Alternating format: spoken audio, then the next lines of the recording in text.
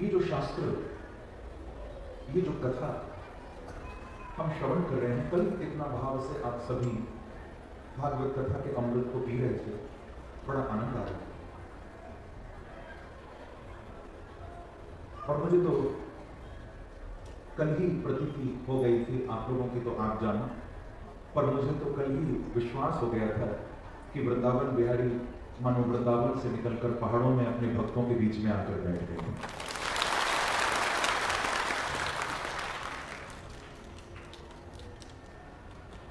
क्योंकि ये तो भैया शास्त्रोक्त बात है।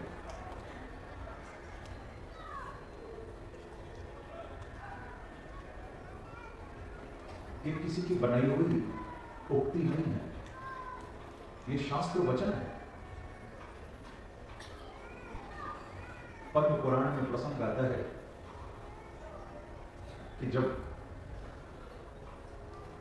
श्री नारद जी महाराज भगवान के चरणों में गए थे,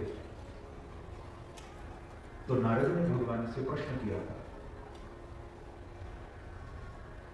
नारद ने पूछा कि हे गोविंद, कभी कोई ऐसी मुश्किल परिस्थिति आ जाए, कोई विषम परिस्थिति आ जाए और प्रभु आपको ढूंढना हो तो कहां आप मिलोगे? नारद जी ने पूछा। क्योंकि आप तो जानते भी होंगे कि पुराने समय में ये जितना भी मीडिया का विभाग था ना, ये सब श्री नारद जी के ही कंधों पर था। प्रेम से कहो श्री बात। आजकल तो दुनिया की हर खबर हमारी मुट्ठी में आ गई है, तो फोन में ही हम सब कुछ देख लेते हैं दुनिया के किस कोने में क्या हो रहा है। परंतु पुराने समय में ये कथाएं हमारी बताती हैं, शास्त्र बताते हैं कि भाई कोई विशेष घटना जब होती थी तो नारद जी को कई बार देखा गया, नारद संदेश इधर से उधर पहुंचाते थे। तो नारद भगवान को कहते हैं कि प्रभु, कभी कोई ऐसी स्थिति हो, परिस्थिति हो कि आप तक पहुंचना बड़ा आवश्यक हो, आपको खोजना ही पड़े, कोई खबर आप तक पहुंचानी ही हो, तो प्रभु मैं कैसे आपको खोजूं? कहां मिलोगे आप? कहां ढूंढूं? प्रेम से कहिए श्री राधे।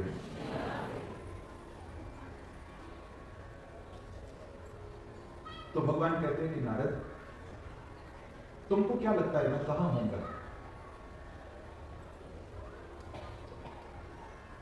तुम क्या समझते हो, कहां मिलूंगा? तो नारद कहते हैं कि प्रभु, हो सकता है कि मैं वैकुंठ जाऊं तो आप वहां बैठे मिल जाऊं। तो भगवान कहते हैं नारद जी, मिल भी सकता हूं, पर भरोसा नहीं है कि पक्का मिलूंगा। हाँ, मिल सकता हूं, वैकुंठ भी मेरा निवास स्थान है, पर पक्का मिलूंगा ही ये कहना संभव नहीं।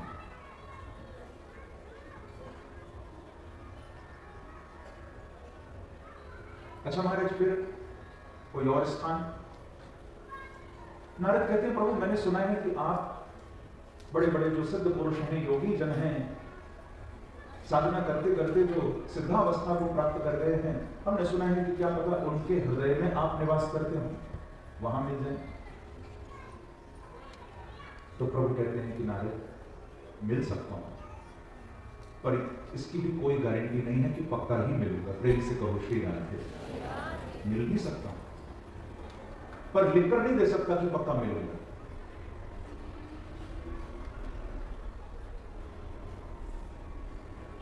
क्योंकि नाम बसामि वैकुंठे योगिनां हृदयेन च मद्भक्ता यत्र गायन्ति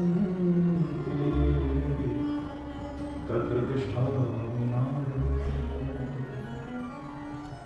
प्रभु कहते हैं मिल सकता हूं वैकुंठ में। ये पद्म पुराण का प्रसंग। वैकुंठ में मिल सकता हूं, पर गारंटी नहीं दे सकता। योगियों के हृदय में भी क्या पता मिल जाऊं, पर लिखकर नहीं दे सकता कि पक्का मिलूंगा। परंतु गोविंद कहते हैं कि एक जगह ऐसी है जहां लिखकर दे सकता हूं नारद, चाहे कुछ भी हो जाए, यहां जरूर मिलूंगा। कहां? बोले वैकुंठ का भरोसा नहीं, योगियों की अंतरात्मा में मिलूं भरोसा नहीं, परंतु जहां मेरे दीवाने बैठकर मुझे पुकार रहे होंगे, उन दीवानों के बीच में मैं तुमको जरूर प्राप्त होगा। वृंदावन बिहारी लाल की। भगवान कहते हैं ये मैं लिखकर दे सकता मद भक्ता यत्र गायन्ति, मेरे भक्त जहां मुझे पुकारने लगे हैं, जहां मेरा नाम गाने लगे हैं, तो प्रभु कहते हैं, नारद अहम तत्र तिष्ठामि, मैं वहां बैठा, मैं वहां उपस्थित, मद भक्ता यत्र गायन्ति। और इसलिए मुझे भी कभी कभी कहना पड़ता है कि भैया न धरती में है, न आकाश में है, न विरक्ति में है, न विलास में है, न धरती में है, न आकाश में है, न विरक्ति में है, न विलास में है, न आम में है, न खास में है। यदि प्यार है तो बिहारी जी पास में है। यदि हमारे हृदय में प्रेम है तो गोविंद हमारे निकट बैठे। और इसी प्रेम की चर्चा पर कल कथा विश्राम भी हुआ था। हम लोग यही सुन रहे थे भागवत के महात्म्य में, नारद का भक्ति से मिलना हुआ और भक्ति अपने पुत्र ज्ञान वैराग्य को लेकर परेशान थी। आप कथा सुन रहे थे कल। वृंदावन में ऐसी स्थिति थी, भक्ति तो प्रसन्न थी,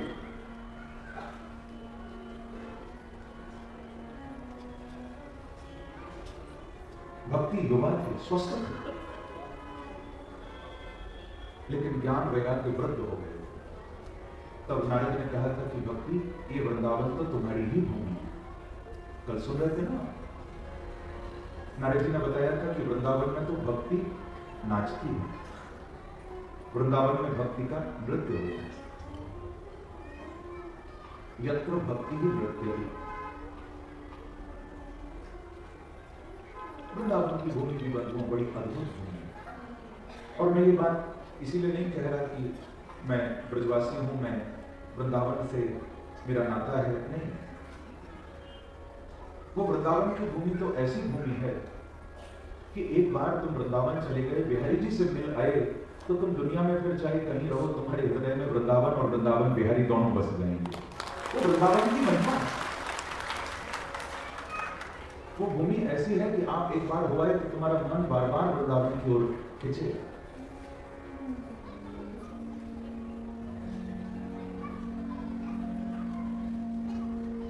हमारे ब्रज के संतों ने कहा कि ब्रज रज मोहनी हम जान, ब्रज रज मोहनी हम जान, ब्रज रज मोहनी हम जान, ओ ब्रज रज मोहनी हम जान, हाँ ब्रज रज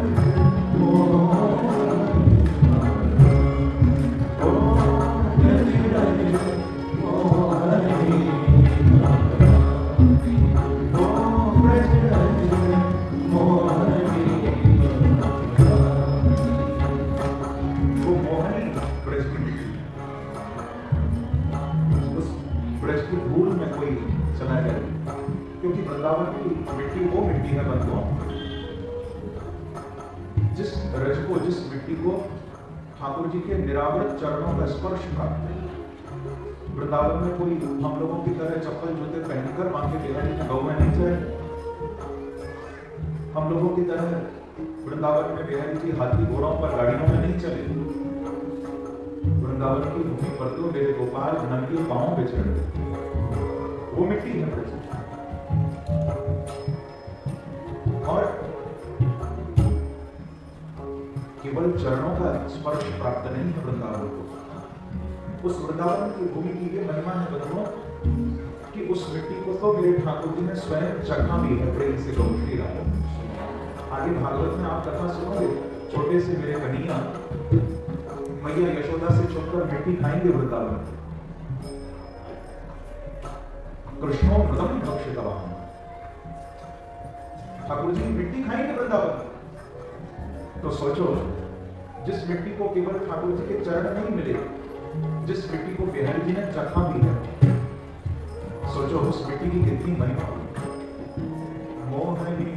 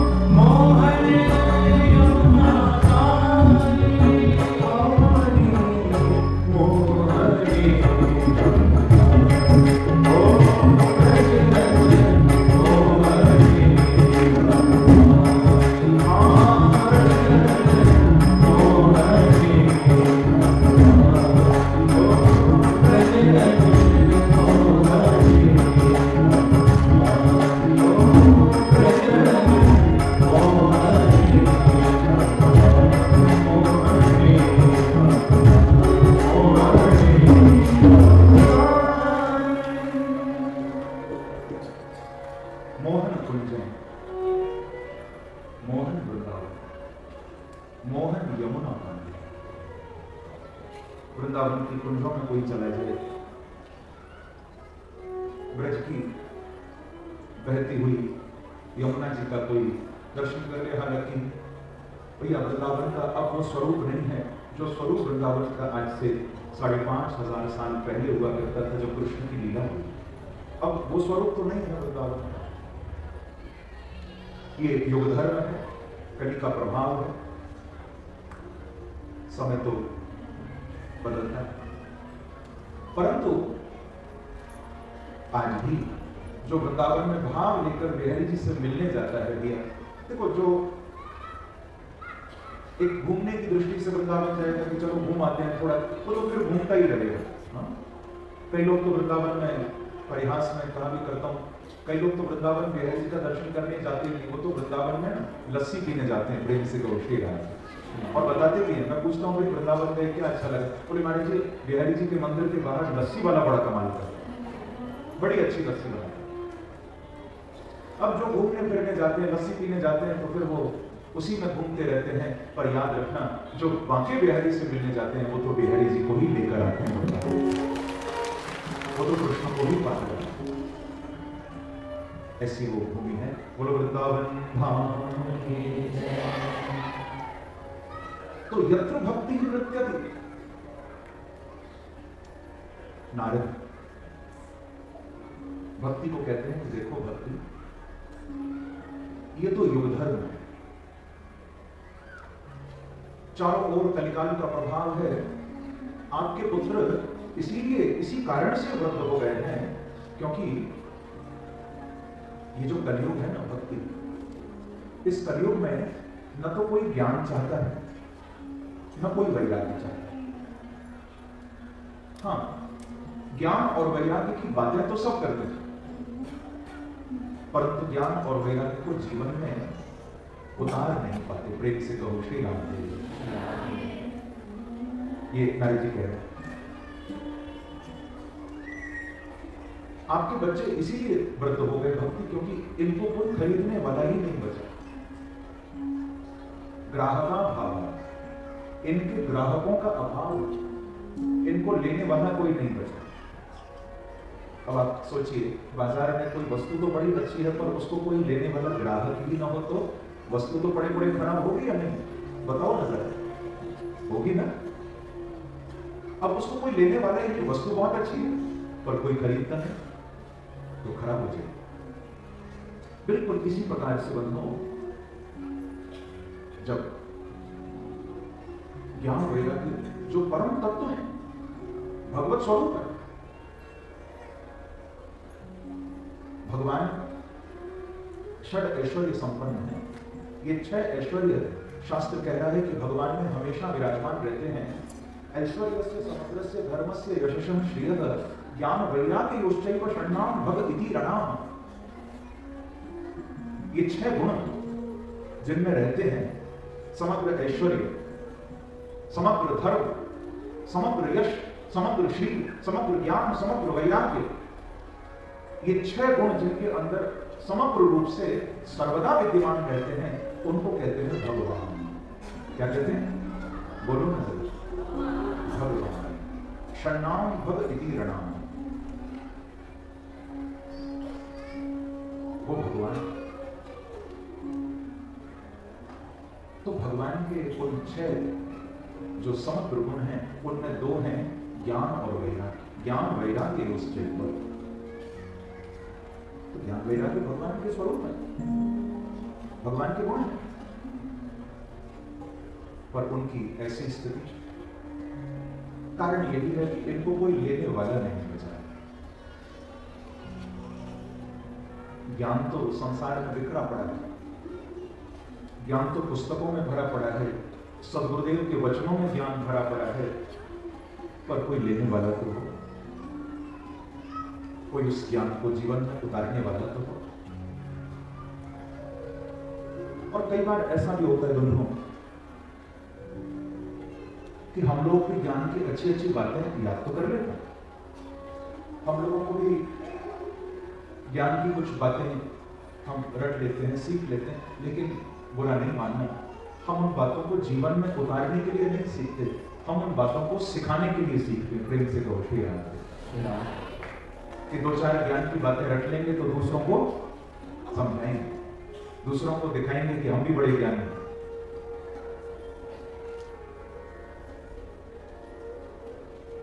ज्ञान की महिमा उपदेश में नहीं,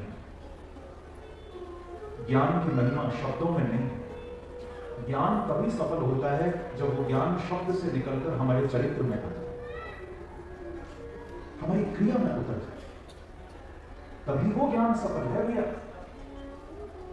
बल्कि कई बार मैं तो देखता हूं कथा में भी भक्त बैठते हैं ना, कथा सुनते हैं, कोई ज्ञान की बात सुनने को मिलती है तो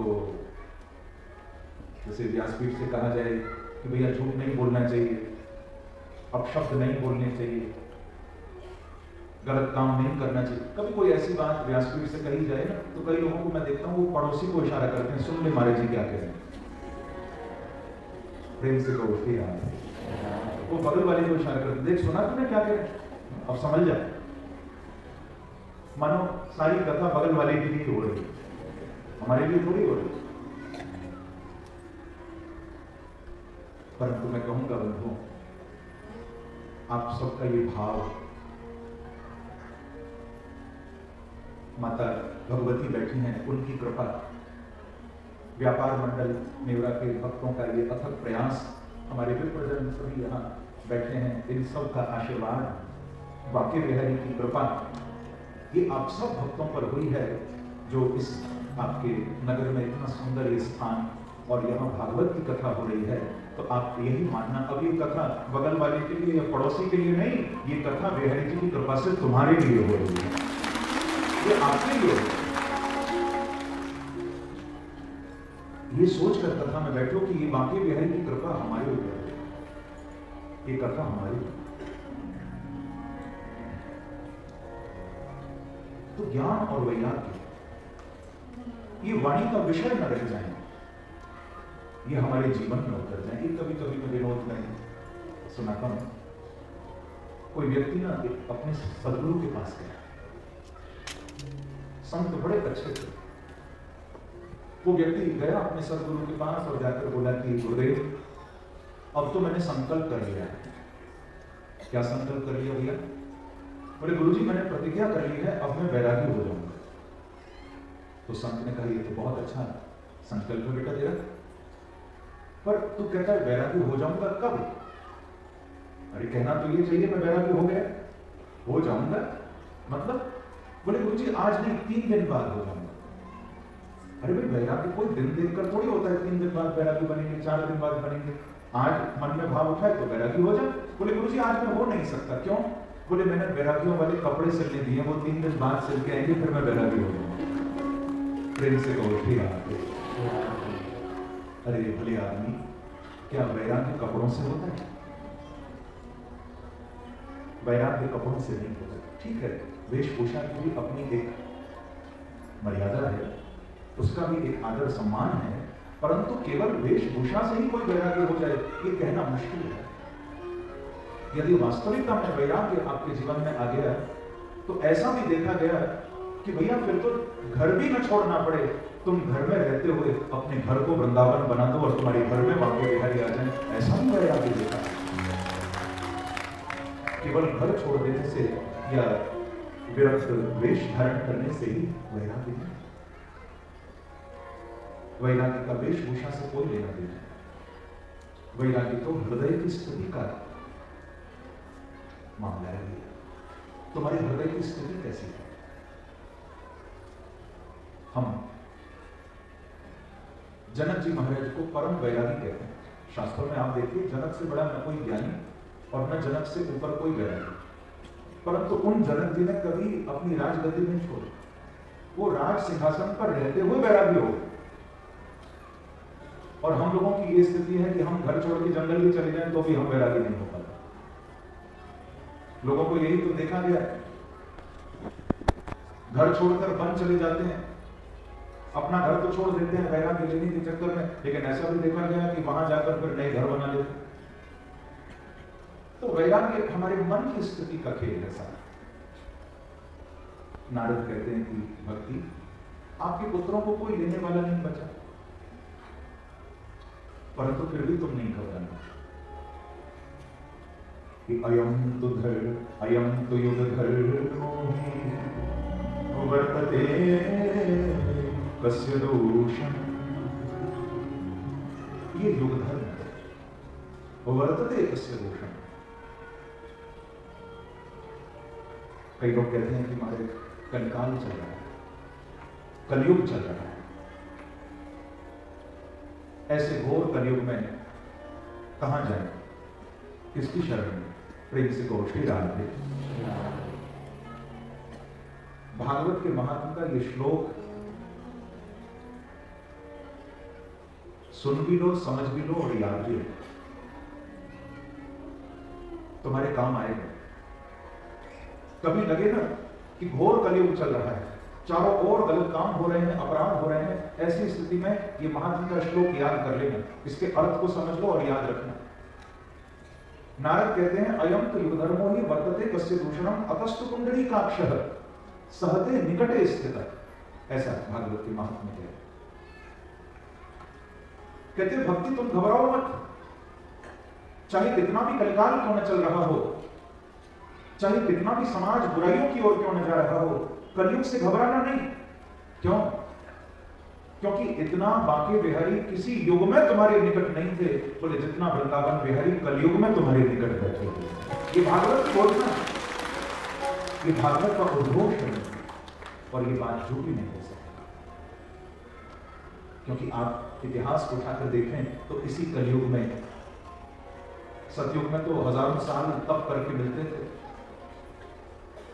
परंतु इस कलयुग में मीरा जैसे, नामदेव जैसे और मेरे परमाराध्य जिनकी वंश परंपरा में ये शरीर आए, परम रसिक सम्राट स्वामी श्री हरिदास जी महाराज, जिन्होंने आज से 500 वर्ष पूर्व जिन बांके बिहारी का हम वृंदावन में जाकर दर्शन करते हैं, स्वामी जी महाराज ने अपनी संगीत साधना से, उनको कोई जयपुर से लेकर नहीं आए, कोई मूर्ति नहीं खरीदी, स्वामी जी महाराज ने अपनी संगीत साधना से साक्षात बांके बिहारी को वृंदावन में जीवन में प्रकट कर दिया।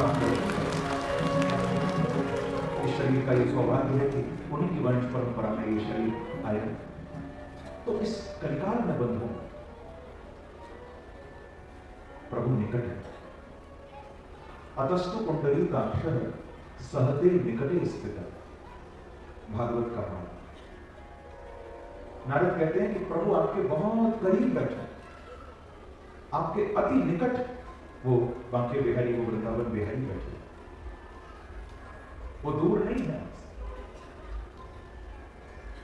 और मैं तो कहूंगा कि नेवरा के भक्त भी बिहारी जी को कह रहे हैं एक बार कि हे बांके बिहारी, यदि आप हमारे करीब बैठे हो तो हम भी तुम्हें छोड़ने वाले नहीं। क्या छोड़ दोगे? हाँ, छोड़ोगे तो नहीं? तो कह दो उनको। एक बड़ा प्यारा मेरा भाव है, याद आ रहा है कि तेरे संग में रहेंगे ओ मोहना, ओ तेरे संग में रहेंगे ओ मोहना, ओ मोहना, ओ सोहना, ओ मोहना, ओ सोहना। सब कह दो भगवान को, वो तेरे संग में रहेंगे ओ मोहना, तेरे संग में रहेंगे, तेरे संग में